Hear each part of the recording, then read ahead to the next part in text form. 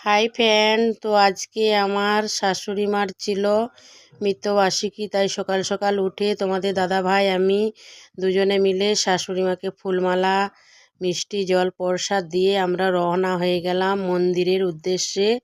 দেখো, দোকানে মিষ্টিও নিয়ে নিলাম, মতিচুরের লাড্ডু নিলাম মন্দিরের জন্য। তো মন্দির যাওয়ার পথে দোকানে মিষ্টি নিয়ে নিলাম, নিয়ে পৌঁছে গেলাম মন্দিরে।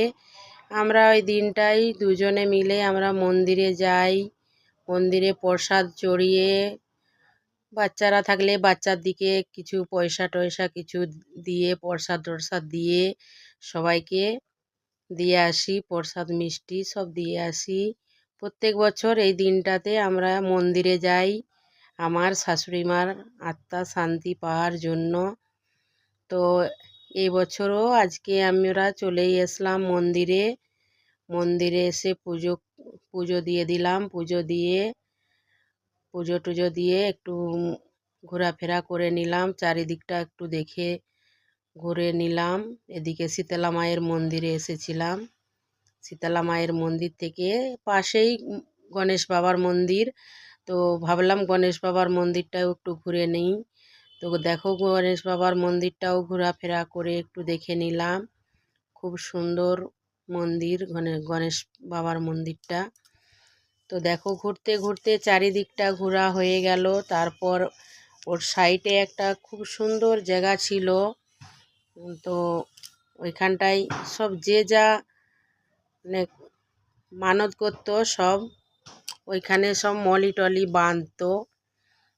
তো তাই বলি ওই দিকটাও একটু ঘুরে দেখে নেবো, তাই ওই দিকটাকে একটু যাব, যে একটু দেখব।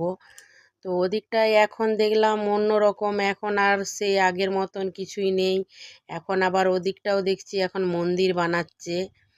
তাই আমি তোমাদের দাদাভাইকে বললাম, দেখো এইখানটায় তো সব কিছু সিস্টেমই চেঞ্জ করে দিচ্ছে। এখানে পুরো ফুল গাছ টাছ সব কিছু ছিল, এখন দেখছি কিচ্ছুই নেই। সব কিছু সরিয়ে দিয়ে একদম মন্দির করেছে, গঙ্গা মায়ের মন্দির করে দিয়েছে।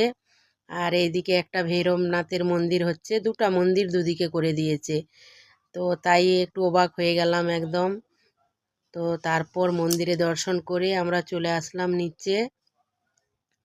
নিচে এসে চারিদিকটা একটু ঘুরে ফিরে ভিডিও করে নিলাম তোমাদের সাথে শেয়ার করার জন্য।